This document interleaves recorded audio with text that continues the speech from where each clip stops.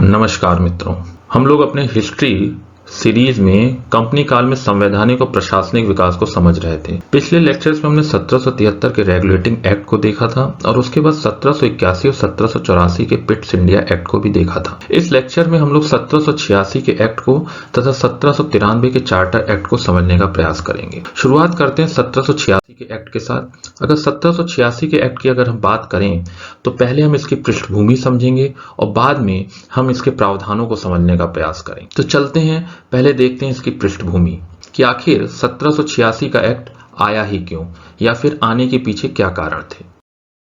हमने पिछले लेक्चर में देखा था कि रेगुलेटिंग एक्ट की विसंगतियों की वजह से, क्योंकि रेगुलेटिंग एक्ट ही वो एक्ट था जिसके माध्यम से ब्रिटिश संसद ईस्ट इंडिया कंपनी की गतिविधियों को रेगुलेट करने का प्रयास कर रही थी और इसी प्रयास को सफल बनाने के लिए या इसी प्रयास को पूर्णता देने के लिए रेगुलेटिंग एक्ट लाया गया था। ये हमने पिछले लेक्चर्स में देखा भी था और उसकी विसंगतियों को दूर करने के लिए 1781 और 1784 के एक्ट लाने पड़े थे। खासकर जो रेगुलेटिंग एक्ट में जो समस्या आ रही थी वो गवर्नर जनरल और उसकी काउंसिल के बीच में जो गतिरोध पैदा हो रहा था तथा गवर्नर जनरल तथा जो सुप्रीम कोर्ट के बीच में जो गतिरोध पैदा हो रहा था, ये दो मुख्य समस्याएं आ रही थी जिसके निदान के लिए 1781 और 1784 के एक्ट को लाना पड़ा था। लेकिन हुआ ये कि रेगुलेटिंग एक्ट की इन विसंगतियों को दूर करने के लिए जो 1784 का पिट्स इंडिया एक्ट आता है उससे भी तात्कालिक जो गवर्नर जनरल है वॉरेन हेस्टिंग वो नाखुश ही रहता है, क्योंकि उसे ब्रिटिश संसद से कुछ बेटर की उम्मीद थी। ऐसा क्यों?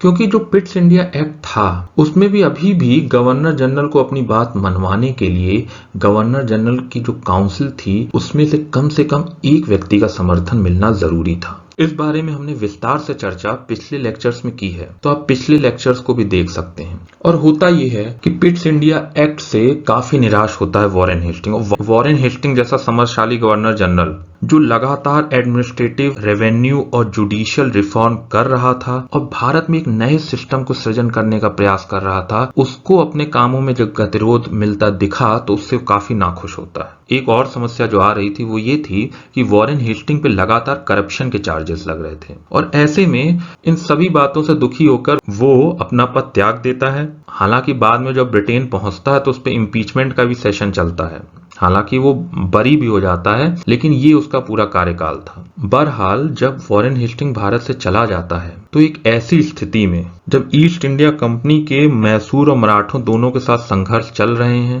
साथ ही ईस्ट इंडिया कंपनी एक नए प्रशासनिक ढांचे को विकसित करने की कोशिश कर रही होती है, ऐसे में वॉरेन हेस्टिंग जैसे समर्थशाली गवर्नर जनरल को खोना बहुत मुश्किल था ईस्ट इंडिया कंपनी के लिए। लेकिन ये तो घटना घट चुकी थी, तो अब क्या किया जाए? अब इस बात का सॉल्यूशन ये था कि वॉरेन हेस्टिंग की ही कैपेबिलिटी का, उसकी ही कैपेसिटी का कोई दूसरा गवर्नर जनरल लाया जाए। तो लोगों की नजर पड़ती है कॉर्नवालिस पर और ब्रिटिश संसद चाहती है कि कॉर्नवालिस भारत आ जाए, क्योंकि कॉर्नवालिस को ब्रिटिश इतिहास के सबसे महत्वपूर्ण सेना नायकों में से माना जाता है। हालांकि 1781 में जो अमेरिका में जो एक प्रसिद्ध यॉर्कटाउन का जो युद्ध हुआ था उसमें जॉर्ज वॉशिंगटन के सामने कॉर्नवालिस हार भी गया था, क्योंकि और माना यह जाता था ये जो यॉर्कटाउन का युद्ध था ये अमेरिकी स्वतंत्रता संग्राम का लगभग अंतिम युद्ध माना जाता है और माना यह जाता है कि इसमें ब्रिटिशर्स की हार के साथ ही अमेरिकी स्वतंत्रता संग्राम में अमेरिकन की जीत हो जाती है और ब्रिटिश अमेरिका छोड़ के चले आते हैं। यानी कि इतनी बड़ी हार के बाद भी कॉर्नवालिस को ब्रिटिश इतिहास का सबसे महत्वपूर्ण सेना नायक माना जाता है और ये जो चित्र है ये वस्तुतः उसी आत्मसमर्पण को दिखाया जा रहा है जब कॉर्नवालिस जॉर्ज वॉशिंगटन के सामने समर्पण कर रहा है। हालांकि इसके बावजूद भी ब्रिटिश संसद ये जानती थी कि बहुत ही समर्थ सेना नायक है, अतः ब्रिटिश संसद ने उससे आग्रह किया कि कम से कम कोई एक पोस्ट भारत में ले ले, या तो वो सेनापति की पोस्ट ले ले, गवर्नर जनरल की। पहले तो कॉर्नवालिस मना करता है किसी भी पोस्ट लेने से, क्योंकि एक तो वो अमेरिका में अपनी परफॉर्मेंस से काफी निराश था, दूसरा वो जानता था कि जो सेनापति है या फिर एक गवर्नर जनरल है ये दोनों अपनी अपनी चलाते हैं और इस वजह से किसी भी युद्ध में आप निर्णायक प्रगति नहीं कर पाते, क्योंकि यही उसकी दुविधा थी अमेरिका में, जहां वो सेना नायक तो था लेकिन अपने वो निर्णय नहीं कर पा रहा था। तो उसे ये पता था कि ये जो आदेशों में जो द्वैधता हो जाती है, यानी कि सेनापति कुछ और सोचेगा और गवर्नर जनरल कुछ और सोचेगा। इसलिए उसने दो शर्तें रखी। कॉर्नवालिस ने कहा कि अगर मैं आऊंगा भी, तो पहले तो आना नहीं चाह रहा था, लेकिन जब वो बाद में तैयार होता है तो दो शर्तें ब्रिटिश संसद के सामने रखता है। पहली शर्त ये थी, पहले मुझे गवर्नर जनरल और मुख्य सेनापति दोनों की शक्तियां दे दी जाएं, और दूसरी वो वही शर्त रखता है जिसकी वजह से वॉरेन हेस्टिंग नाखुश होकर छोड़ के जाता है गवर्नर जनरल के पद को। यानी कि दूसरी शर्त कॉर्नवालिस रखता है कि जो गवर्नर जनरल की जो काउंसिल है उसको निर्णय को बदलने की उसके पास स्वतंत्रता हो। याद है ना वॉरेन हेस्टिंग क्यों गया था? इसीलिए तो गया था कि गवर्नर जनरल की जो काउंसिल थी, निर्णय वहां पर बहुमत के आधार पर हो रहा था। कम से कम एक व्यक्ति की आवश्यकता थी, उसको अपना निर्णय अगर मनवाना था तो भी उसे एक व्यक्ति की आवश्यकता होती थी। तो यहाँ इन दो शर्तों की बात करता है कॉर्नवालिस। इन शर्तों को कॉर्नवालिस रखता है, स्थिति ये बन रही है। और वहीं ब्रिटिश संसद हर हालत में कॉर्नवालिस को भारत भेजना ही चाहती, क्योंकि उस समय बहुत जटिल स्थिति थी। मैसूर और मराठों से जो युद्ध के लिए एक इतना ही प्रभावशाली और शक्तिशाली सेना नायक की आवश्यकता थी जैसा कि कॉर्नवालिस था, इसलिए ब्रिटिश संसद उसे हर हालत में भारत भेजना चाहती थी। और इसलिए कॉर्नवालिस की दोनों ही शर्तें मान ली गईं, और इसके लिए जो एक्ट पारित किया गया इन शर्तों को लागू करने के लिए, वही था 1786 का एक्ट, जिसमें जो पहला प्रावधान था कॉर्नवालिस की बात मानने के आधार पे वो ये था कि गवर्नर जनरल को मुख्य सेनापति की शक्तियां भी दे दी गईं। यानी कि जब कॉर्नवालिस अब जब गवर्नर जनरल बनकर भारत जाएगा तो उसके पास मुख्य सेनापति की भी शक्तियां होंगी। ये 1786 के एक्ट का पहला प्रावधान था। जबकि उसका दूसरा प्रावधान ये था कि गवर्नर जनरल को विशेष परिस्थितियों में अपनी परिषद के निर्णयों को रद्द करने तथा अपने निर्णय लागू करने का अधिकार दे दिया गया। The power was given to override the decision of his council in special cases। यानी कि पूर्णतः तो नहीं दिया गया, लेकिन विशेष परिस्थितियों में दिया गया यह अधिकार कि गवर्नर जनरल की परिषद के जो डिसीजन हुआ उसे ओवरराइड कर ले। लेकिन एक इसमें बड़ी महत्वपूर्ण बात थी, इसमें इन विशेष परिस्थितियों के बारे में कोई व्याख्या नहीं की गई थी। और यही कारण है कि जब तक कॉर्नवालिस रहा वो प्रायः अपनी बात मनवाता रहा, और इसी कारण कॉर्नवालिस बहुत से रिफॉर्म कर भी पाया। याद रखिएगा, रिफॉर्म तभी आ पाते हैं जब केंद्रीय सत्ता बहुत महत्वपूर्ण हो। अब अगर आज के समय मोदी सरकार बहुत से रिफॉर्म लाना चाह रही है तो उसके पीछे रीजन यही है कि क्योंकि केंद्रीय सत्ता बहुत महत्वपूर्ण है। ऐसी ही स्थिति में रिफॉर्म आता है, और यही स्थिति हम देख रहे हैं कॉर्नवालिस के समय में, जब सत्ता का और शक्ति का बहुत ज्यादा केंद्रीकरण गवर्नर जनरल में कर दिया जाता है। तो ये था 1786 का एक्ट। इस तरह 1786 के एक्ट को हम देखा है। अब चलते हैं सीधे 1793 के चार्टर एक्ट की तरफ। अब बात को समझिए कि 1793 का जो चार्टर एक्ट था वस्तुतः यही वो एक्ट था जो रेगुलेटिंग एक्ट के बाद आना चाहिए था। बीच के एक्ट तो विशेष परिस्थितियों की देन थे, क्योंकि ईआईसी यानी ईस्ट इंडिया कंपनी को 1773 में 20 साल की मोनोपोली मिल गई थी भारत के व्यापार की, और ये जो मोनोपोली का ड्यूरेशन था 1793 में समाप्त हो रहा था। तो 1793 में पुनः एक चार्टर तो लाना ही था जो ये डिसाइड करता कि आगे भी ईआईसी की मोनोपोली को बढ़ाया जाएगा अथवा नहीं। और इसीलिए 1793 में जाकर एक नया चार्टर एक्ट आता है, जिसमें पहला प्रावधान तो यही होता है कि कंपनी को अगले 20 सालों के लिए यानी कि 1813 तक के लिए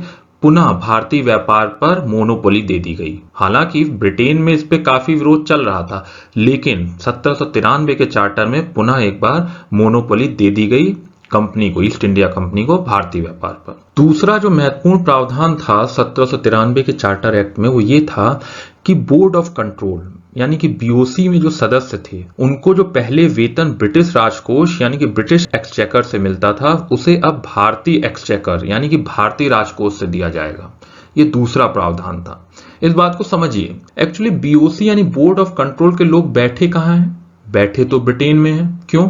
क्योंकि उसमें जो 6 सदस्य हैं, 2 कैबिनेट मंत्री और 4 जो प्रिवी काउंसिल के सदस्य हैं, वो सभी ब्रिटेन में बैठे हैं। यानी कि वो ब्रिटिश सरकार के देखिए एक तरह से एम्प्लॉय है, लेकिन वेतन कहां से दिया जा रहा है? वेतन दिया जा रहा है भारतीय राजकोष से। आगे के लेक्चर में हम ब्रिटिश इकोनॉमिक पॉलिसी पढ़ेंगे और उसमें जब हम ड्रेन ऑफ वेल्थ के कॉन्सेप्ट को कवर करेंगे तब हम ये देखेंगे कि भारत का जो बहुत सा धन था वो ड्रेन होकर ब्रिटेन जा रहा था। उनमें से एक तरीका ये भी था कि ब्रिटेन में जो रहने वाले लोग थे जो भारतीय प्रशासन से किसी न किसी प्रकार से जुड़े थे, उनका वेतन भी प्रायः भारत से ही जा रहा था। उसकी देखिए शुरुआत यही 1793 के आप चार्टर एक्ट में आप देख पा रहे होंगे। बहरहाल कुल मिलाकर जो दूसरा प्रावधान वो यही था कि बीओसी के जो लोग थे उनकी सैलरी अब भारतीय राजकोष से दी जाएगी। अगला प्रावधान ये था कि इन सब खर्चों के बाद भी वार्षिक 5 लाख की राशि ब्रिटिश सरकार को दी जाएगी। देख रहे हैं, ये जो अभी हमने ड्रेन ऑफ वेल्थ की बात की, उसी का एक और एक्सटेंशन कि ये सब खर्चे तो ईस्ट इंडिया कंपनी देगी ही ब्रिटिश सरकार को, यानी कि बीओसी के सदस्यों को सैलरी के रूप में। उसके अलावा भी 5 लाख पाउंड की जो धनराशि होगी हर साल ब्रिटिश सरकार को देनी पड़ेगी। अगला प्रावधान जो ये था कि 1986 के एक्ट में एक प्रावधान था कि गवर्नर जनरल अपनी परिषद के निर्णय को ओवरराइड कर सकता है। इस बार वो विशेष परिस्थितियां कि स्पेशल केस में ओवरराइड कर सकता है, उन विशेष परिस्थितियों को डिफाइन कर दिया गया कि शांति व्यवस्था, सुरक्षा और अंग्रेजी प्रदेश के हित के विषयों पर ही ओवरराइड कर सकता है। न्याय, विधि तथा कर संबंधी मामलों में उसे यह अधिकार नहीं होगा। यानी कि ये जो 3 विषय हैं, न्याय, विधि और कर, यहां पर गवर्नर जनरल को, गवर्नर जनरल इन काउंसिल में जो बहुमत के आधार पर निर्णय होगा उसी के आधार पर निर्णय लेना होगा। इस एक्ट में इस बात को बहुत क्लियर कर दिया गया, क्योंकि याद करिए 1786 के एक्ट में जो स्पेशल जो सर्क्यूमस्टेंसेस वाली जो बात थी उसका प्रयोग करके कॉर्नवालिस ने लगभग अपनी बात हमेशा मनवाई। अब देखिए 1793 में एक तो कॉर्नवालिस भी जा रहा है, क्योंकि जब तक वो रहा वो अपनी बात मनवाता रहा, लेकिन उसके जाते ही इस बात को बहुत क्लियर कर दिया ब्रिटिश संसद ने कि न्याय, विधि और कर संबंधी मामलों में ये अधिकार गवर्नर जनरल को नहीं रहेगा कि वो गवर्नर जनरल इन काउंसिल द्वारा लिए गए निर्णय को ओवरराइड कर सके। तो ये एक अन्य महत्वपूर्ण प्रावधान था इस चार्टर एक्ट का। अगला जो महत्वपूर्ण प्रावधान था वो ये था कि राजस्व और न्याय प्रशासन के अलगाव, और जिसकी वजह से माल अदालत का अस्तित्व समाप्त हो गया, क्योंकि माल अदालत ही वो अदालतें होती थीं जहां पे राजस्व अधिकारी न्याय प्रशासन या न्याय से जुड़े निर्णय लेते थे। आपको पता होगा कि आधुनिक प्रशासन का एक बहुत महत्वपूर्ण क्राइटेरिया होता है कि राजस्व और न्याय प्रशासन अलग अलग हों, या फिर उसे यूं कह लें कि एडमिनिस्ट्रेशन या फिर कार्यपालिका और जुडिशरी अलग अलग हों। अगर भारतीय संविधान की बात करें तो आर्टिकल 50 हमारा यही बताता है कि इन दोनों के बीच में अलगाव होना चाहिए, और इसी बात का प्रावधान 1793 का देखिए चार्टर एक्ट कर रहा है। क्योंकि पहले क्या हुआ, जब वॉरेन हेस्टिंग राजस्व की सारी व्यवस्था को क्रिएट कर रहा है और कलेक्टर के पद को सृजित कर रहा है, तो बहुत से न्याय के वो अधिकार, न्यायिक अधिकार वो कलेक्टर के पास रखता है और इवन रेवेन्यू बोर्ड के पास रखता है। तो उसी अधिकारों को खत्म करने के लिए इस एक्ट में राजस्व और न्याय प्रशासन का अलगाव हो जाता है, और इसी के कंसीक्वेंस में माल अदालत का अस्तित्व समाप्त हो जाता है। ये था 1793 का एक्ट। अगले लेक्चर्स में हम लोग 1813 के एक्ट की बात करेंगे जो बहुत महत्वपूर्ण है। तब तक के लिए नमस्कार, जय हिंद।